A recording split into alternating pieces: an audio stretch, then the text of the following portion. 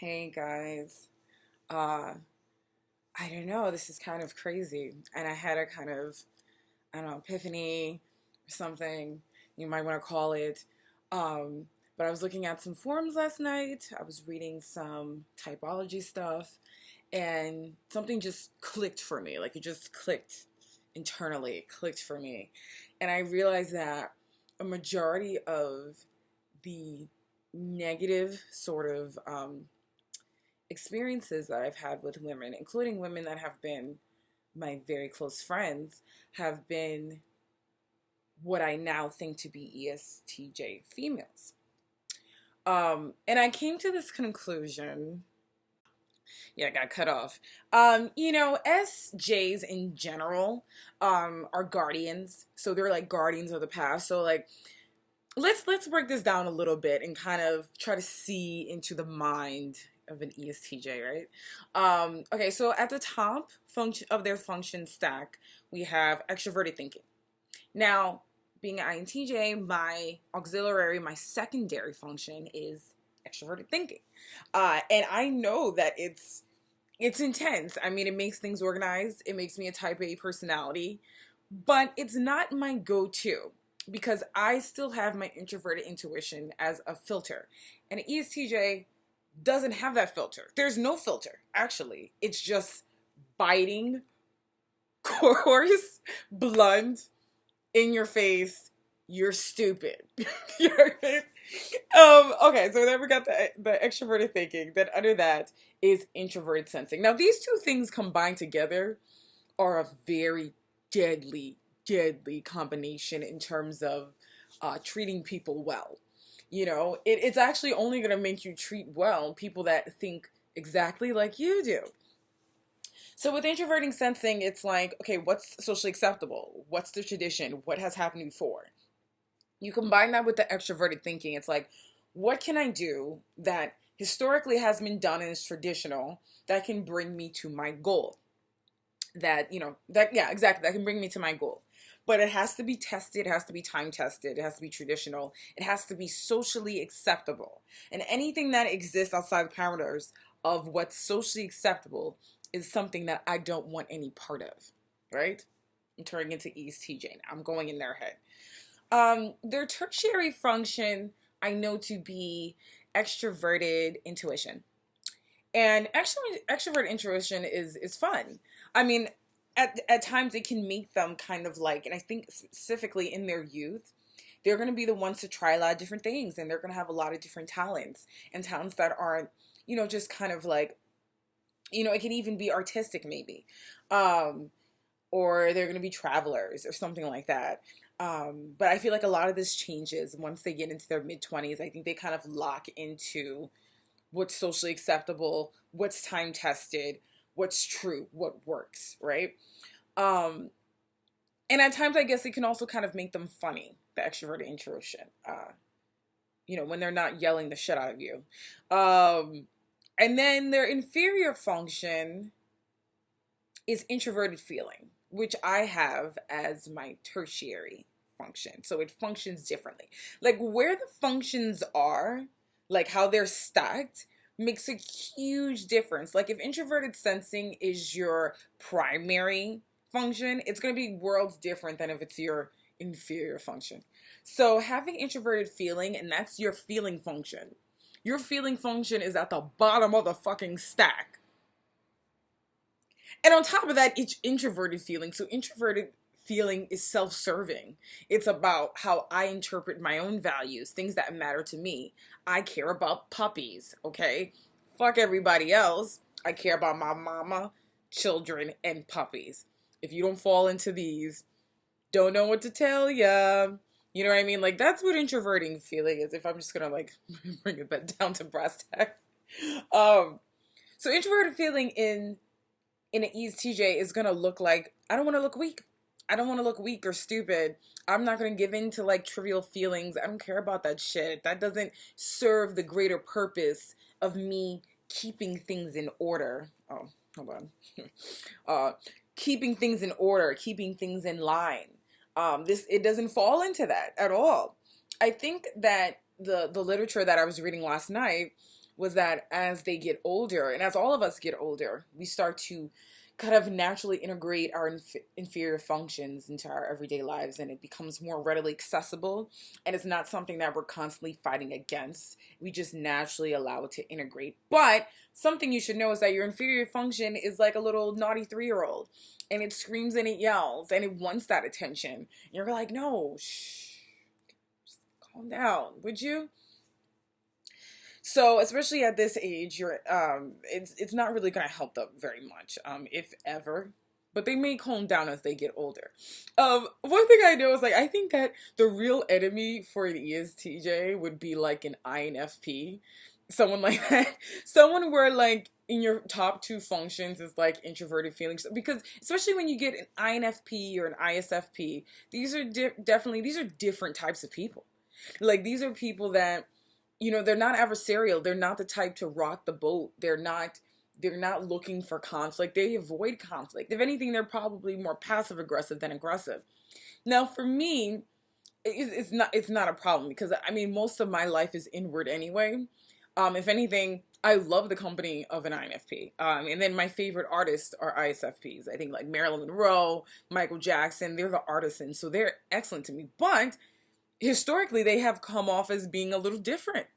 And I think that if you're in the company of an INFP and or ISFP, you can see that they're a little different. So I think it makes them more prone to bullying. And INTJs too, especially when we're younger. As an adult, I fully developed my extroverted thinking, so you're not coming this direction with no bullshit. You're just not, okay?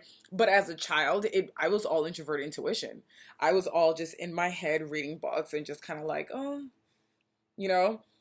And that's when I feel like I was exploited a lot. And then, here's the thing, and here's the craziest part about, this is going to be really long, sorry. This is the craziest part about being an INTJ female and meeting ESTJ female. They're actually quite rare.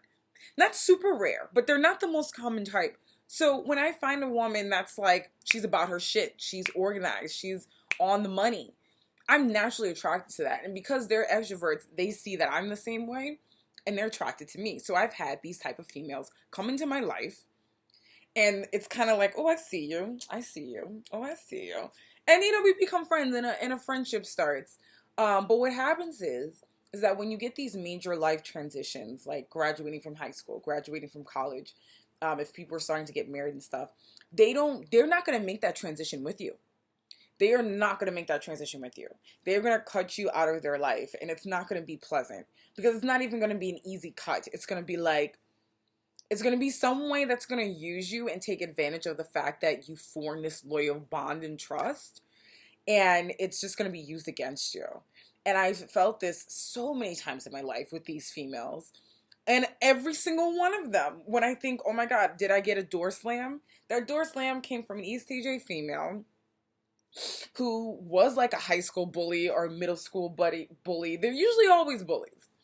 I'm not saying all ESTJ females are bullies. I'm not saying all anything. I'm not saying all INTJs are cool people. I'm not saying any of that. I'm just saying that in my experience with people who were bullies and or people who I feel taken advantage of after befriending, I can look at things, and now that I have a better idea and understanding of the functions, I'm looking at them, I'm like, you're an ESTJ. So when I make this pattern recognition, I guess I can't really mess with these people anymore. I mean, I think I'd love to work with them. But one thing I see is, even with working with them, if they get mad at someone, like someone that is some sort of subordinate, and they mess up, they're going to bark. Like, for me, I'm going to ask questions that might make you feel kind of stupid, but I'm never going to bark. I don't bark. I don't do that. I'll just be like, did you really not have time over the weekend? Is that an honest thing? I just want to know. And yeah, that may be uncomfortable, but that's not barking. You know what I mean? I'm just trying to keep it real. They will bark, and I've seen it. And for years, I would see it with these specific females. And I'm just like, what? In my head, I just kind of blink it out because it doesn't hurt my feelings because it's not directed towards me. But now I'm looking back, and it's like, I should have intervened. And I am the type of person that is a guardian. Like, I feel like as an intuitive thinker, I'm a guardian for the weak. If they're a guardian for tradition, I'm a guardian for the weak. I'm the guardian for the people who are disenfranchised. I care about those people. I don't care about the people that are readily accepted into society. I don't I don't I don't need that. Like, I don't need to support that because it's already supported. Because that's not what's going to progress society. So that's why they're not visionaries. And this isn't like supposed to be like I hate videos so much. Like, it's not like I hate, like, oh, I hate a type. Like, that's ridiculous. You're not going to hate a type. It's just I'm starting to see that there's certain types that I just probably won't mesh well with. And when it comes to my own internal life, to keep my internal world safe, I'm not a person that bounces from friend group to friend group. If you're my friend, you're my friend. And I just see that this type of person barks at people. Computer got dark. Makes people feel bad. Makes people feel weird for not being like them. Unless they're very developed. And especially, I can see if they really develop their introverted feeling, then they'll start to have some compassion for people that are different, for people that didn't have the same opportunities, or for people that, are marginalized or disenfranchised. Like, that's important to me. Those are the people that are important to me. The people that have always been accepted, why would I care? I don't have to support them. And also the other thing that I don't like is I feel like there's this tendency to go out of their way to make people feel bad, which I never liked. Because I told you my mode of kind of like dealing with conflict is I ask a lot of questions, and yeah, they might be kind of like troll questions, like, really, did you really have to do that? It's a little snarky, but it's never ever to intentionally hurt anyone or going out of my way just because I'm mad that someone did something stupid. Like, if anything, I'll walk away from the situation. Like, if I'm really heated, I've done that so many times. I told you guys, look at my old videos, I Irish exit. I'd rather Irish exit than try to make someone feel bad, because of their own mistakes. But I've seen that these people have really hurt people. And I don't know what to do about it. It's like, I guess I just can't let these sort of people into my life. Like, if I notice this, because it's been a pattern. And you have to give me some credit, man. If you've endured something from someone, and it's like the same person, like, reincarnated, you'd get a little tired of it. And I'm starting to see. And so while I respect their authority, their type A, their organized self, and they get shit done. They're movers and shakers, and I have so much respect for that. That is so important in such an incompetent society. But you have to temper that with a little compassion.